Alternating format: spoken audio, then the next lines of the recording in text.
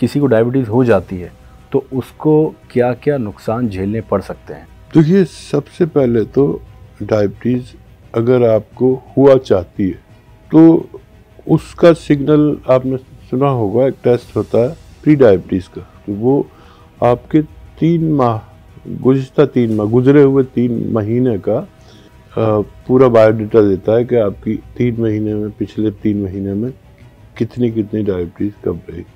तो एक तो ये टेस्ट है कि 6 महीने में आप एक बार कराएं तो आपको अंदाज़ा हो जाएगा।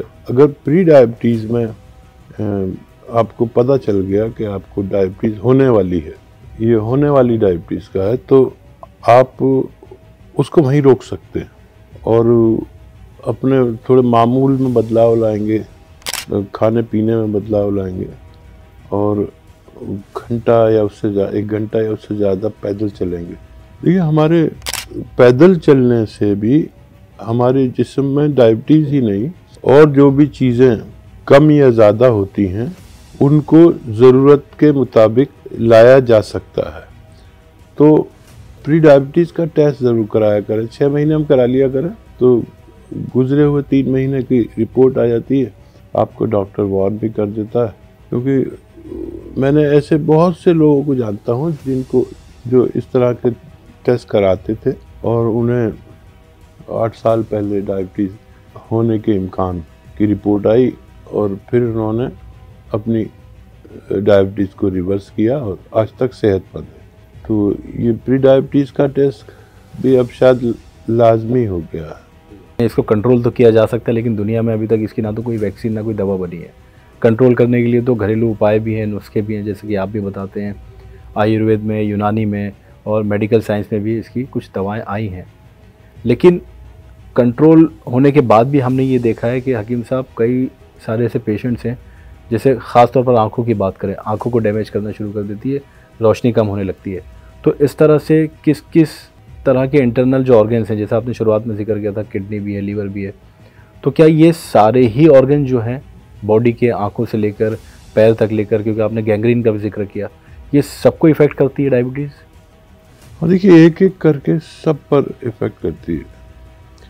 और क्योंकि ये उम्र ऐसी उम्र में आती है, ज़्यादातर लोगों को 40, 45, 50 के बाद ज़्यादातर लोगों को आती है, उससे पहले बहुत कम लोगों को आती है। तो ये उम्र भी ऐसी है जहाँ और रोगी को रोग होने शुरू हो जाते हैं। यानी किसी का कोलेस्ट्रॉल बढ़ना शुरू हो जाता है 50 साल की उम्र में, 45 साल की उम्र में। ये कुदरती तौर पर बढ़ता है, कोलेस्ट्रॉल कुदरती तौर पर बढ़ता है। कोलेस्ट्रॉल बढ़ेगा तो दिल के रोग शुरू होंगे, यानी ब्लड प्रेशर का रोग आ सकता है। यहीं से शुरुआत होती है फिर हार्ट ब्लॉकेज की, यानी दिल की रगों में चर्बी जमने लगती है। कोलेस्ट्रॉल जब ज़्यादा होता है तो दिल की रगों को वो बंद करने लगता है धीरे धीरे। तो उम्र ऐसी है जहाँ पर ये डायबिटीज़ होती है। फिर रोगों की शुरुआत हर आदमी को कुदरती तौर पर 45-50 के बाद खून गाढ़ा होने लगता है। ये कोई रोग नहीं है, कुदरती तौर पर ऐसा होता है।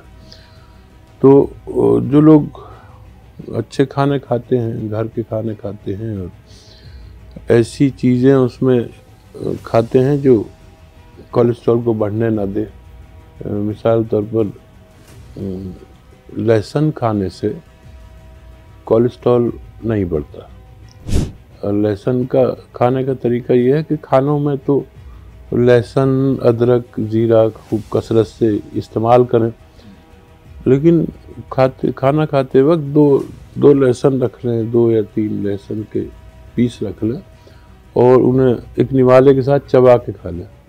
अब हमने ये भी सुना है हकीम साहब, इसमें कितनी सच्चाई है आप बेहतर बता पाएंगे, कि डायबिटीज़ लोग, ये मिथ है एक तरह से कि लोग सोचते हैं कि मीठा ज़्यादा खाने से डायबिटीज़ होती है।